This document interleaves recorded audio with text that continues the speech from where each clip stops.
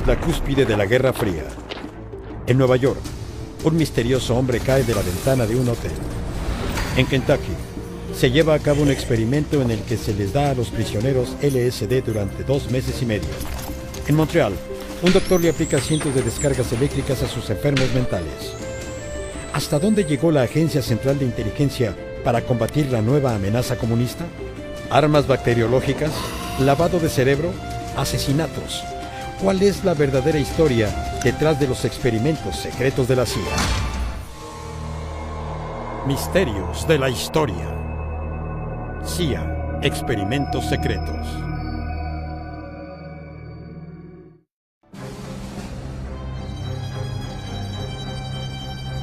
Manhattan, 1953, 2 a.m. Fin de semana del Día de Acción de Gracias. Hotel Statler, en la 7ª Avenida.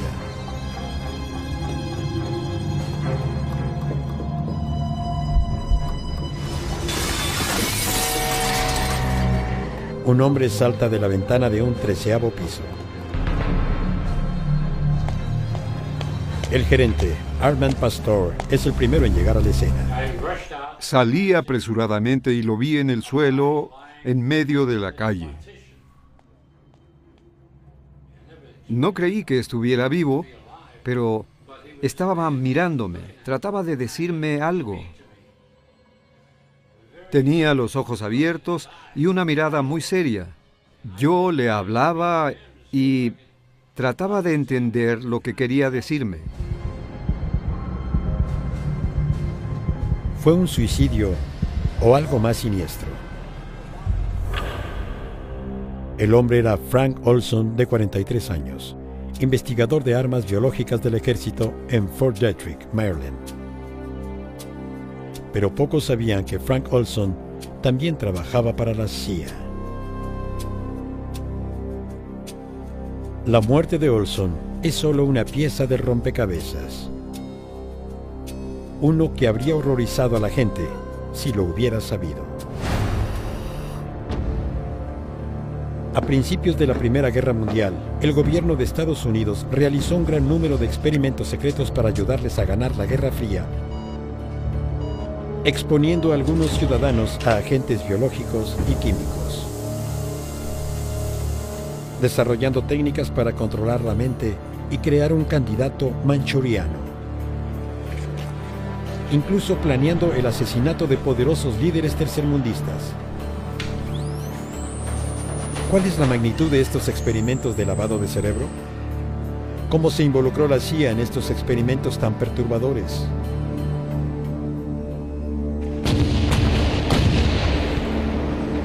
Día D. El final de la Segunda Guerra Mundial reveló la magnitud de las atrocidades nazis.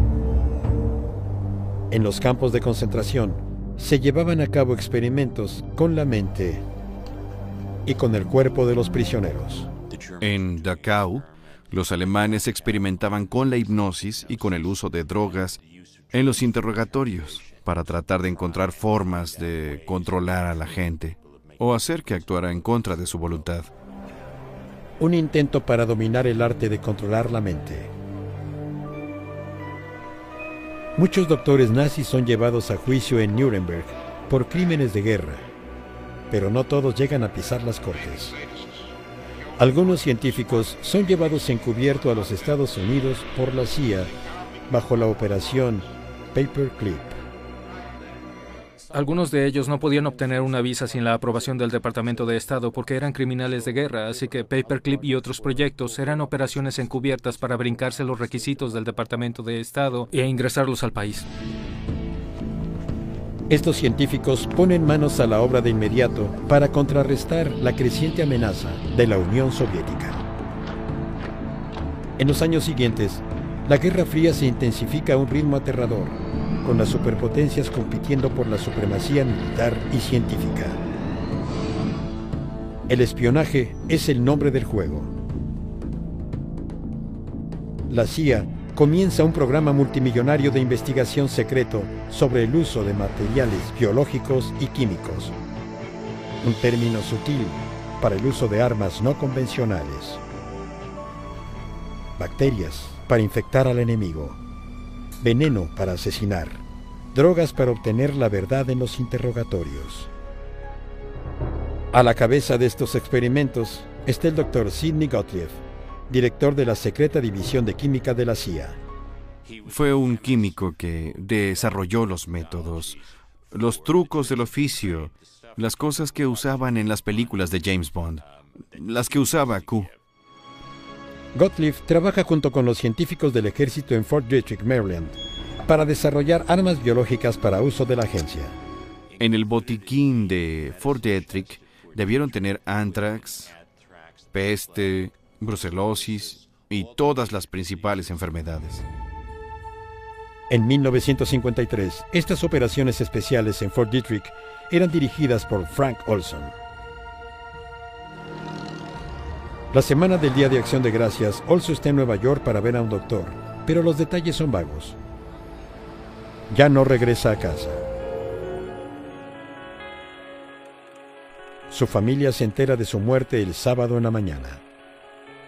Eric, el hijo de Olson, tiene 9 años. Nos dijeron que mi papá se había caído de la ventana de un edificio en Nueva York. La historia es tan vaga y devastadora. No nos dieron detalles, absolutamente ningún detalle. En ese momento empezó la confusión. No supimos si se cayó o se arrojó. De acuerdo con el informe médico, el rostro y cuello de Olson estaban lacerados. En el funeral, el ataúd permanece cerrado. Nos dijeron que tenía muchas heridas, que era mejor no verlo. Sin el conocimiento de la familia, en el funeral estaban presentes 2 hombres de la CIA, el Dr. Sidney Gottlieb y su asistente, el Dr. Robert Lashbrook. Lo que la familia de Olson no sabía era que el agente Lashbrook estaba en el hotel cuando Olson cayó de la ventana.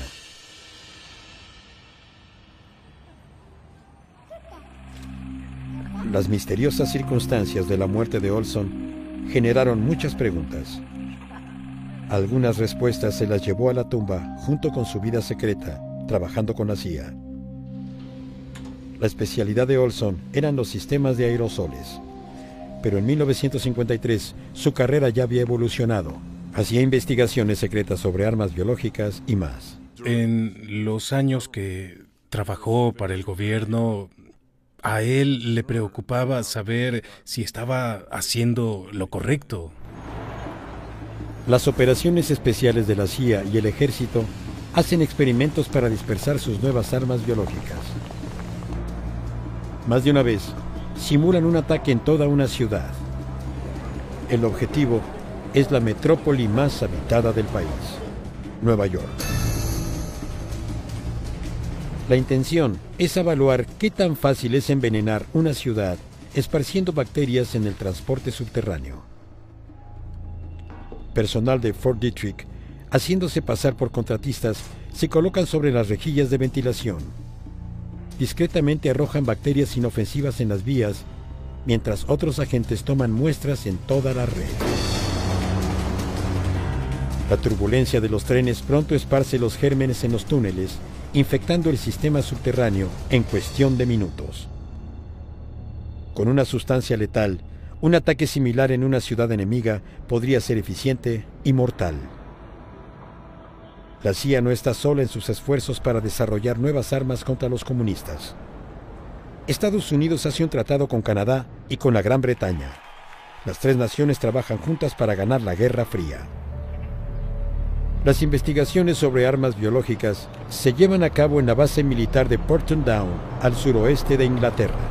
Los ingleses llevaban a cabo las investigaciones de armas biológicas en Porton Down durante los años 30 y 40. En Porton Down sabían de la intención de infiltrar el sistema subterráneo de Nueva York. Había un constante intercambio de información. Era muy común encontrar a 1 o 2 científicos norteamericanos en Porton Down. En mayo de 1953, los científicos de Porton Down investigan sobre uno de los agentes nerviosos más mortales que se conocen, el gas sarin. Los experimentos se llevan a cabo con voluntarios del ejército. pero los jóvenes soldados no tienen idea de lo que se trata. En la pizarra había un aviso escrito a máquina que decía que querían voluntarios para ayudar a encontrar la cura del resfriado y que esos voluntarios recibirían un pago adicional. Yo no sabía nada sobre las guerras químicas. Era sumamente ingenuo. Al ofrecerse como voluntario, Kim Earl se convirtió sin saberlo en un conejillo de indias en la guerra contra los soviéticos.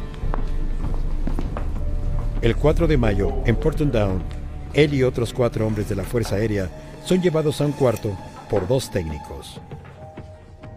Ambos hombres nos pidieron que nos subiéramos la manga izquierda para que el brazo quedara descubierto. Luego nos pegaron 2 pedazos de un material en el antebrazo.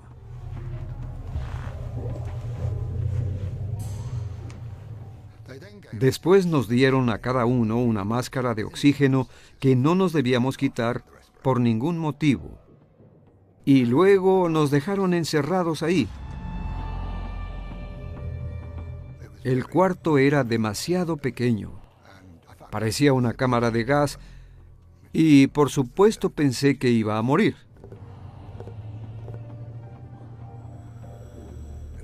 Luego un técnico con un frasco con un gotero nos puso a cada uno 20 gotas en 2 hileras sobre el material. No sabía qué era. No pregunté. El líquido incoloro es gas sarín, un agente nervioso. Es absorbido de inmediato a través de la piel. Los efectos son inmediatos. Comencé a sentir claustrofobia. Era aterrador. Sentía que estaba atrapado sin poder respirar.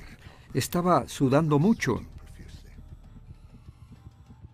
Y comencé a sentirme muy mal. Y hasta la fecha tengo pesadillas sobre eso. Luego de media hora nos sacaron al aire libre, jadeando, resoplando, sudando. Era una hermosa mañana soleada. Me sentí feliz porque estaba vivo.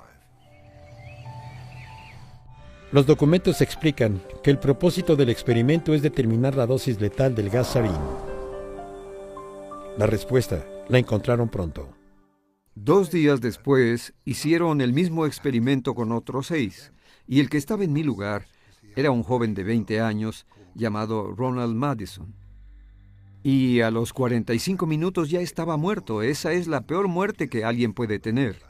Le salía espuma por la boca. El conductor de la ambulancia dijo que parecía que le salían ranas de la boca. Fue una muerte terrible.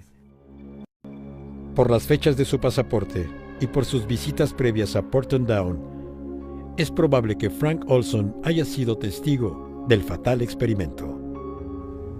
De acuerdo con el periodista Gordon Thomas, Olson le habló de su preocupación a un hombre llamado William Sargent.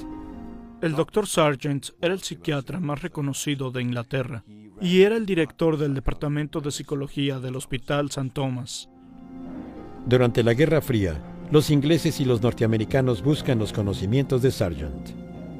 Él decidía sobre los 6 agentes del MI5. Él decidía qué era lo que se hacía.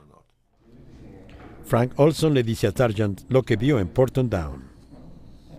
Dijo, he visto cosas que no deberían pasar. Aparentemente, Sargent tiene dudas sobre Olson. ¿Se puede confiar en el norteamericano con investigaciones secretas sobre la Guerra Fría?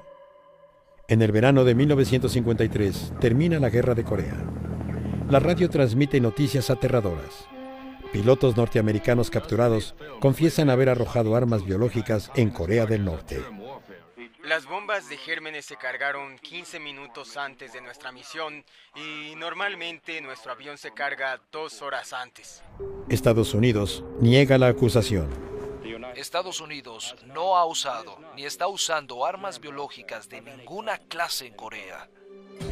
Los comunistas debieron lavarle el cerebro a los pilotos para que dieran una confesión falsa. ¿Pero cómo? La agencia está decidida a averiguar. La CIA temía que los comunistas tuvieran sus métodos para obligar a la gente a hablar, de que los hicieran actuar en contra de su voluntad. Para combatir la nueva amenaza, la CIA comienza su propia búsqueda para dominar el arte del control de la mente.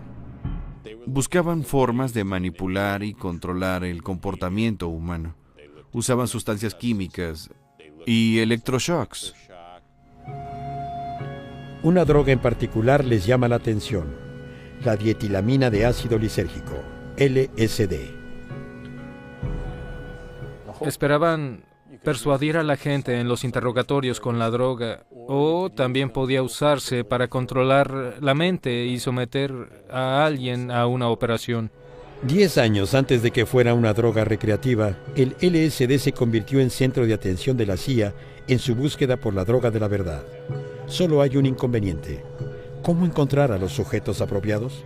Un agente de la CIA me dijo: no podíamos hacer las pruebas con amas de casa del norte de Virginia. No habría sido correcto. Así que buscaron gente en las calles, prostitutas, prisioneros o minorías. Para la CIA, las vidas de esas personas en realidad no valían mucho.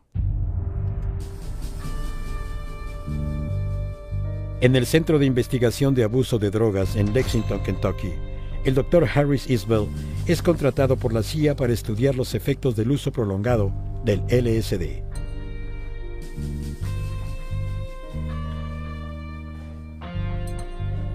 Los sometidos son adictos a la heroína encarcelados, la mayoría afroamericanos.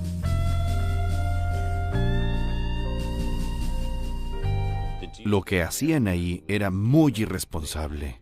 A los prisioneros voluntarios se les daba LSD como parte del experimento y luego se les proporcionaba heroína como una recompensa. En uno de los experimentos, se les incrementa la dosis del LSD a los prisioneros durante 77 días consecutivos. El Dr. Isbell asegura que es la demostración de tolerancia a las drogas más sorprendente que haya visto. Muchas de estas cosas violan la ética médica, básicamente, y el sentido común. Uno creería imposible que los doctores hicieran experimentos con drogadictos, dándoles alucinógenos y luego dándoles drogas como recompensa por participar. Pero eso realmente ocurrió, está documentado. Instituciones de todo Estados Unidos se enlistan para las investigaciones de la CIA, sirviendo a su país patrióticamente en la lucha contra el comunismo. Mientras la CIA investiga los efectos del LSD con personas por separado, el ejército experimenta con batallones completos. Este experimento con drogas alucinógenas fue filmado en Edgewood Arsenal en los años 50. Se les dio LSD y se les ordenó marchar en formación. Pero en lugar de permanecer formados, marchaban en diferentes direcciones, se reían, bromeaban, estaban totalmente desorganizados. El ejército buscaba una droga que incapacitara al enemigo durante periodos cortos, sin matarlos. Y en un principio, el LSD parecía servir para ese propósito. Estas pruebas se hicieron con soldados que sabían que estaban tomando una droga. La CIA tiene otra misión diferente en mente: probar la droga de forma encubierta. Podías dársela a un diplomático ruso en una fiesta para ver su reacción o ver si podías reclutarlo después de tomar LSD. Se trataba de pruebas involuntarias. La CIA monta casas de seguridad en Manhattan y San Francisco. Reclutan prostitutas para atraer a los posibles sospechosos y darles LSD. Los gángsters locales se hacen pasar por agentes enemigos con secretos para compartir. La agencia escucha, esperando que la chica y la droga hagan hablar al hombre. El agente de narcóticos, Ira Feldman, es el responsable de buscar a los participantes involuntarios. Teníamos prostitutas para que platicaran con los sujetos y les pusieran LSD en sus bebidas para hacerlos hablar. 10 o 15 minutos después, ya estaban hablando sobre secretos de Estado, narcóticos o asesinatos. En la cúspide de la Guerra Fría, los interrogatorios a los gángsters locales era cosa de rutina. La verdadera amenaza está en el campo de operaciones, fuera del país, a un lado de la cortina de hierro. Europa Occidental y Europa del Este eran los frentes en la lucha contra el comunismo, así que si llegaba un desertor y querían probar una nueva sustancia en él, enviaban gente de inteligencia de Estados Unidos. En la Alemania ocupada, la CIA afina sus técnicas para llegar a la verdad. Las posibles víctimas para ser interrogadas son innumerables. Científicos desertores con información valiosa. Presuntos agentes dobles que le venden información a los comunistas. Para la CIA, todos son válidos. Se llevaba a la persona a una casa de seguridad en un lugar seguro y la mantenían ahí durante días. Era posible que no la dejaran dormir ni le dieran de comer. Podían darle alcohol, barbitúricos, alucinógenos y otros medicamentos, y utilizar varias técnicas de interrogación. Para probar completamente estas técnicas, la agencia debe proseguir con los interrogatorios hasta el final. La CIA usaba la frase experimentos terminales. Las personas en estos experimentos terminaban muertas o gravemente heridas. Entre los testigos de estos experimentos está el científico de Dietrich, Frank Olson. Su pasaporte muestra que viajó varias veces a Alemania, incluyendo el verano de 1953. Lo que ve realmente lo perturba. De regreso a casa, vía Inglaterra, Olson visita una vez más al asesor de inteligencia, William Sargent. Sargent me dijo, esa vez Frank regresó muy cambiado. Estaba muy agitado, enojado, molesto. William Sargent está convencido de que la CIA ahora tiene un grave problema. Sus secretos sobre la Guerra Fría ya no están a salvo en manos de Frank Olson. Cuando Olson iba de regreso a Estados Unidos, cuando regresaba a Washington, Sargent le llamó a su controlador en MI6 y le dijo, tenemos un problema. Esa información debió llegar hasta los altos mandos y finalmente a Washington. Alice Olson nota un cambio en su marido a raíz de que regresó. Ese último verano, cuando regresó, mi madre notó que mi padre estaba muy disgustado. Es probable que Olson haya visto los experimentos secretos de los que muy pocos sabían en la CIA. Frank Olson tenía en sus manos mucha de la información muy secreta sobre las armas biológicas y sustancias. Así que habría causado muchos problemas si comenzaba a hablar públicamente. El jefe de la investigación sobre el control de la mente, Sidney Gottlieb, sabe bien el riesgo que representa todo lo que sabe Olson. Si Olson ha estado ventilando secretos de Estado, Gottlieb debe saberlo. Así que decide llevar a cabo un pequeño experimento. Cabaña en Deep Creek, Maryland, miércoles 18 de noviembre de 1953. Frank Olson y 6 colegas de operaciones especiales en Fort Detrick asisten a una reunión clandestina. También asisten miembros de la CIA, incluyendo a Sidney Gottlieb y a su asistente Robert Lashbrook. Increíblemente, aún tenemos la invitación, donde lo hacían parecer como una reunión de periodistas en el bosque para hablar del periodismo en la naturaleza. De acuerdo con documentos de la CIA, después de la comida del martes, Gottlieb coloca LSD en una botella de licor. Cuando me reuní con Gottlieb, me dijo que querían saber cómo reaccionaría un científico si los comunistas lo drogaran, si estaría preparado. Así que harían una prueba en una reunión de científicos, drogando a los participantes. Mi padre fue uno de los que drogaron.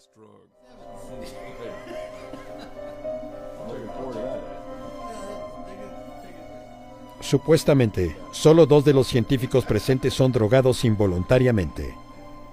20 minutos después, Gottlieb les dice lo que hizo y la reunión empieza a deteriorarse gradualmente hasta que el narcótico surge efecto. Pero lo que sucedió después de eso sigue en debate. Algunos creen que Olson es interrogado. Cuando Olson regresa a casa, está profundamente afectado. No estaba alucinando ni nada por el estilo, simplemente estaba como apagado y disgustado. Usó esa palabra cuando dijo que había cometido un grave error y que quería abandonar su trabajo. En lugar de aceptar su renuncia, su jefe lo envía a Nueva York a una consulta psiquiátrica a la que lo acompaña Robert Lashbrook de la CIA. Pero el doctor al que consulta, Harold Abramson, no es psiquiatra, sino alergista. Ha estado experimentando con LSD en la investigación del control de la mente de la CIA. De acuerdo con las notas del doctor, tuvo varias reuniones con Olson en esa semana. El viernes en la tarde, Olson llama a su esposa Alice. Dijo que se sentía mucho mejor. Le dijo que no se preocupara y que esperaba verla al día siguiente. Pero a las 2 de la mañana del sábado, Frank Olson cae a la acera desde el 13º piso de un hotel. La CIA declara que se trata de un suicidio. No le dan ninguna explicación a la familia, pero en secreto llegan a la conclusión de que fue ocasionado por el LSD que se le había dado 9 días antes. Pero algo aún más siniestro podría estar en riesgo. De acuerdo con el gerente, inmediatamente después de que Olson murió, el operador del hotel escucha a Lashbrook llamar al Dr. Abramson. Le dijo, pues está muerto. Y el hombre en la otra línea contestó, qué pena. Luego ambos colgaron. La conversación es sospechosamente breve. El suicidio de uno de los pacientes de Abramson merece una conversación más larga. No recuerdo haber oído de algún caso de alguien que se quisiera suicidar y se arrojara desde una ventana cerrada. Creo que lo que intentaba decirme era que alguien lo había arrojado de la ventana. Asesinato o suicidio. Si William Sargent tenía razón respecto a que Olson era una amenaza para la seguridad de la agencia, su muerte lo silenció para siempre. Los secretos sobre los experimentos de la CIA están a salvo por el momento. Después de la guerra de Corea, información inquietante llega a Washington. Cientos de tropas norteamericanas continúan prisioneras, sujetos a lavado de cerebro y luego asesinados. Las investigaciones sobre el control de la mente en Estados Unidos se intensifican. El nuevo objetivo es lograr que el individuo quede supeditado al control que se le imponga, hasta el punto de realizar actos contra su voluntad y no recordarlo después. Comienza la búsqueda de un verdadero candidato manchuriano.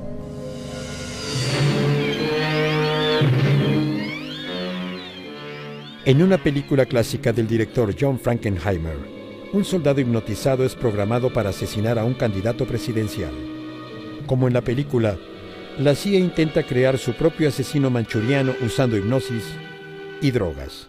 Se crea una nueva identidad oculta en la persona por medio de hipnosis, la cual se activa con un código de acceso cuando deba realizar una misión.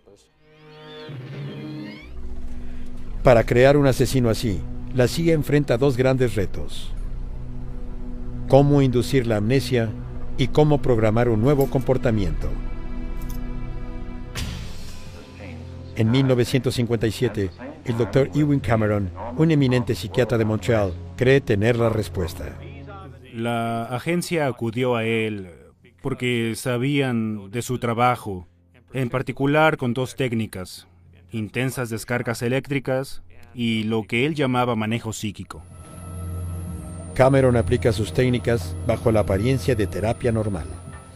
Es difícil saber qué tan horrible fue lo que Cameron propuso y qué fue lo que el gobierno financió. La técnica consistía en 3 partes. Primero había que borrar los patrones del comportamiento pasado, por medio de intensas y constantes descargas eléctricas hasta que el individuo dejara de tener convulsiones. Luego Cameron colocaba mensajes grabados dentro de los cascos que se les amarraba a los pacientes. Con el manejo psíquico, se les obliga a escuchar mensajes repetidamente durante semanas para reprogramar un nuevo comportamiento. La fase final consistía en borrar cualquier recuerdo de lo que había ocurrido, poniendo a la persona a dormir durante 30 o 40 días y dándoles un cóctel de varias drogas. Esa no es una terapia común, es un experimento de lavado de cerebro. Cuando los griegos comenzaron a hablar sobre la ética de la medicina, la primera regla fue no hacer daño. Cameron no respetó esa regla. Durante 4 años, la CIA financia su trabajo con la esperanza de usar sus técnicas para crear un candidato manchuriano. Psiquiatras de todo el país, en hospitales, prisiones y algunas de las mejores universidades también están en la nómina de la agencia. Se explota cualquier posibilidad de lavado de cerebro. Una en particular mantiene ocupada a la agencia durante años: la hipnosis. Una de las cosas que la CIA quería saber era si podías ordenarle a otra persona bajo hipnosis que matara a alguien. Esa persona se convertiría en un candidato manchuriano. Pero el asesino no debe recordar sus acciones. Puedes tomar a una persona cualquiera en la calle, darle un entrenamiento básico y luego hacer que le dispare al enemigo. El propósito de la hipnosis no es hacer que la persona jale el gatillo, sino que no pueda recordarlo. Así, si es capturada o interrogada, no puede hablar. La evidencia sugiere que había un hombre al que la agencia realmente consideraba para una muerte manchuriana: Fidel Castro. A principios de los 60, varios posibles asesinos son seleccionados para ser programados, pero las pruebas con hipnosis fallan y se abandonan las conspiraciones. Luego, en 1968, se lleva a cabo un asesinato que parece una operación manchuriana. De acuerdo con algunos, fue un asesino programado, hipnotizado por la CIA.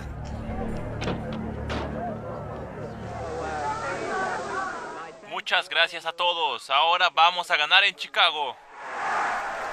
4 de junio de 1968. Es la noche de las elecciones primarias de los demócratas en California. Es medianoche. El senador Robert Kennedy da un discurso para celebrar su triunfo en el Hotel Ambassador. Es conducido entre la multitud hacia la cocina del hotel. De pronto, se escuchan los disparos.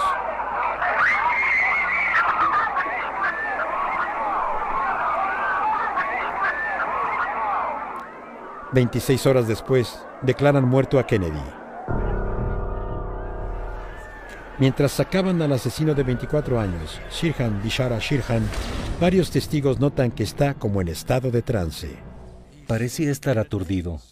No recordaba ningún detalle de lo que había hecho y no lo podía explicar. Cuando le dijeron lo que había hecho, estaba absolutamente perplejo. Los teóricos conspiracionistas sacan partido de la aparente pérdida de memoria de Sirhan. Están convencidos de que Sirhan es un candidato manchuriano hipnotizado por la CIA para asesinar a Kennedy. La culminación de 2 décadas de investigaciones sobre el control de la mente. ¿Pero por qué querría la CIA matar a Robert Kennedy? El abogado de Sirhan cree que hay 3 motivos. Número 1. Vietnam. Bob Kennedy se oponía a la guerra de Vietnam. El fin de la guerra de Vietnam habría terminado con algunas de las corporaciones más importantes de Estados Unidos, que hacían fortunas con esa guerra. El motivo número 2, Cuba. Bob Kennedy había llegado a la conclusión de que ya era tiempo de negociar con Castro y con Cuba. Eso no le estaba dando mucha popularidad. Y finalmente, el asesinato de su hermano. Iba a reabrir la investigación sobre el asesinato de su hermano. Eso ponía tensa a mucha gente. Los teóricos conspiracionistas creen que Shirham fue hipnotizado y programado por la CIA. Antes del juicio, el psiquiatra Bernard Diamond examina a Shirham varias veces. Esa chica. Yo seguía a esa chica. Me llevó a un sitio oscuro. Diamond estaba convencido de que lo habían reprogramado y que la programación fue muy intensa y muy profunda en su inconsciente. Hasta el día de hoy sigue sin saber qué sucedió. La amnesia programada es el ingrediente clave para una operación manchuriana.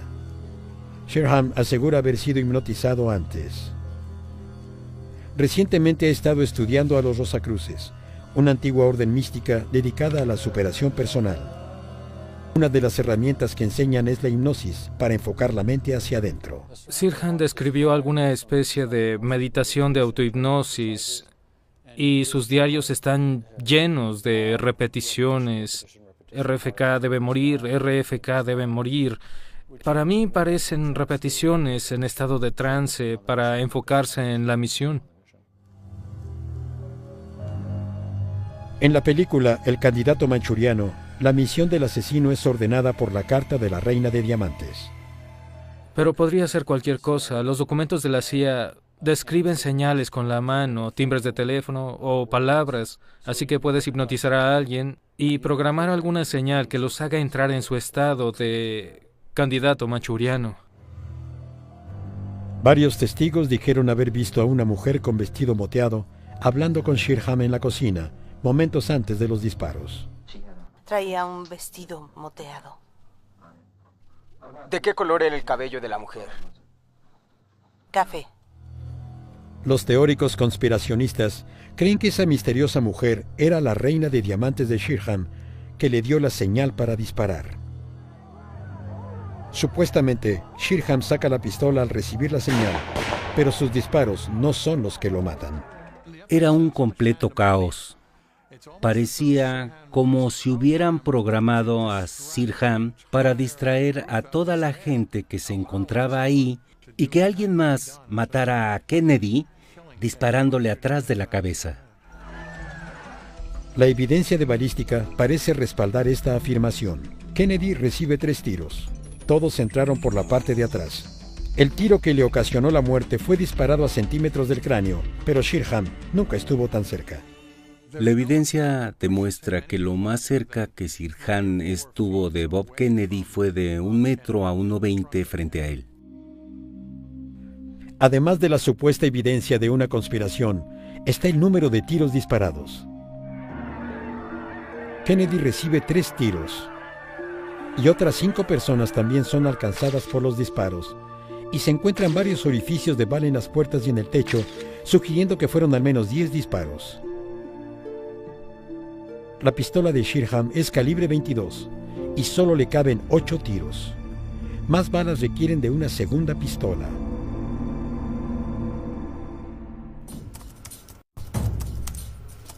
El historiador Mel Ayton lleva años investigando el asesinato.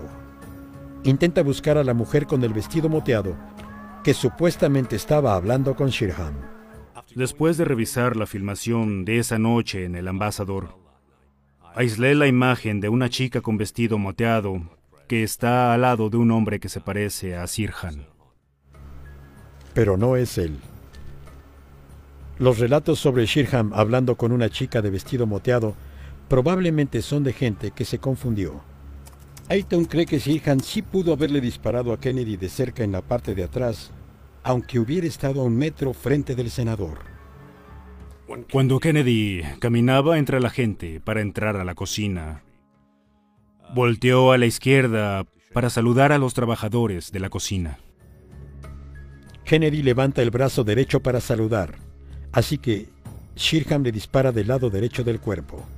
Los disparos pasaron por debajo de la axila, porque obviamente levantó el brazo como una reacción defensiva. Y mientras Kennedy iba cayendo al suelo, la pistola buscaba su cabeza.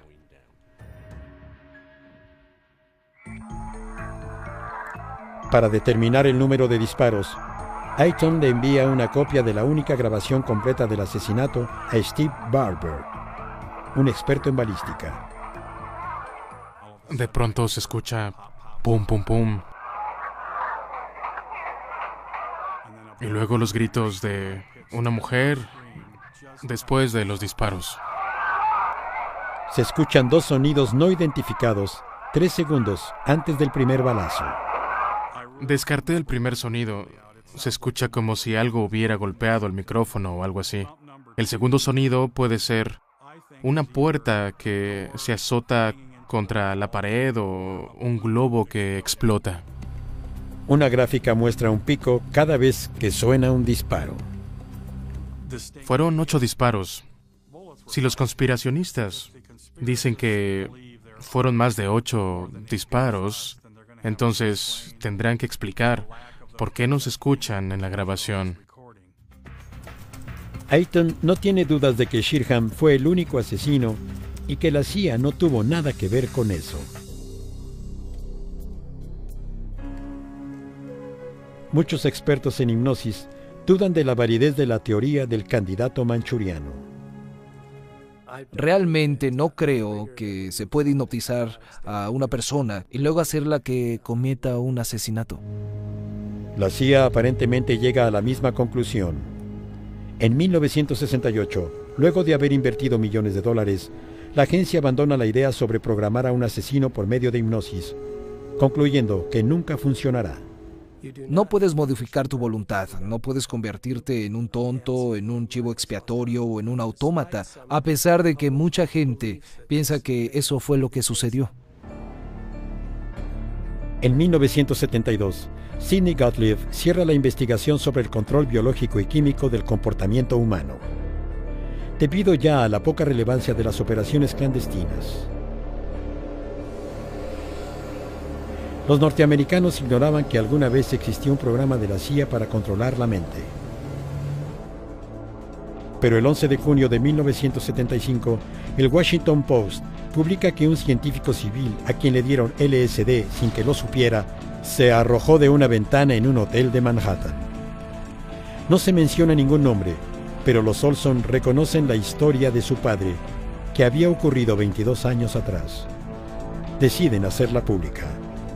Frente a las principales cadenas de televisión, los Olson añaden el nombre de Frank Olson a la lista de víctimas de la CIA. La fuente del artículo sobre la muerte de Frank Olson es la Comisión Rockefeller, que surgió a raíz de Watergate. Es una investigación presidencial sobre las actividades de la CIA. Los Olson deciden demandar a la agencia por la muerte de su padre. Su muerte fue el resultado de la negligencia e ilegalidad de la CIA a una gran escala. A los 10 días estábamos en la Casa Blanca, escuchando las disculpas de Gerald Ford. La familia recibe $750,000 por la muerte de Frank Olson. Alentados por los medios de comunicación, el Congreso lanza su propia investigación de la CIA, encabezada por el senador Frank Church. Sidney Gottlieb y Robert Lashbrook son llamados a testificar. Se creía que era posible hacer muchas cosas con la hipnosis. Tuvimos un pequeño proyecto en el cual un hipnotista hacía algunos experimentos para ver cuáles eran las limitaciones de la hipnosis. Ver si era posible lograr que una persona hipnotizada hiciera algo que normalmente no haría. Las revelaciones son sorprendentes. 80 instituciones fueron contratadas por la CIA para la investigación sobre el control de la mente, con un costo para los contribuyentes de $30 millones de hoy. El comité concluye que la agencia demostró su poco aprecio por las vidas humanas. El director de la CIA, Richard Helms, revela que en 1973 le instruyó a Gottlieb destruir los registros de los experimentos sobre el control de la mente. Pero algunos se salvaron de ser destruidos. En las instituciones de gobierno nunca falta alguien que se quede con copias de documentos, como la descripción de los programas o las propuestas de los proyectos. Entre los expedientes que dio a conocer la agencia, hay varios memorándums escritos luego de la muerte de Frank Olson. Los documentos describen el incidente de Deep Creek como un pequeño experimento, administrándole una pequeña dosis de LSD a todos los hombres en la reunión, menos a 2. Aparentemente ninguno reaccionó de manera anormal con la droga. Pero también hay un memorándum de un asesor de la CIA, Harold Abramson, que envió a Olson a la semana siguiente. De acuerdo con él, el experimento se realizó específicamente para atrapar a Frank Olson. Las contradicciones han atormentado a Olson durante años. Está convencido de que hay algo turbio en esto. En su afán por conseguir respuestas, finalmente acude al único hombre en el que sabe que puede confiar, su padre. Cuando la excavadora comenzó a escarbar en junio de 1994, pensé que finalmente íbamos a abrir eso. James Stars, experto en medicina forense, supervisa la exhumación. El cuerpo estaba excepcionalmente en muy buenas condiciones. Hay algo que es evidente. No hay laceraciones en la cara o en la cabeza. Esto no concuerda con el informe médico y con lo que se les dijo a los Olson. Había algo que la CIA no quería que la familia viera. Arriba del ojo izquierdo hay una enorme herida, pero en el informe médico no se menciona. Pero lo que tocó primero el suelo fueron los pies de Olson y luego cayó hacia atrás. Es posible que alguien primero lo haya golpeado en la cabeza, impidiéndole defenderse, y luego lo haya arrojado por la ventana. Si esto es verdad, entonces Frank Olson fue asesinado. Durante su investigación, Eric Olson hace un intrigante descubrimiento. El mismo año en que Frank Olson murió, la CIA publica su primer manual de asesinato.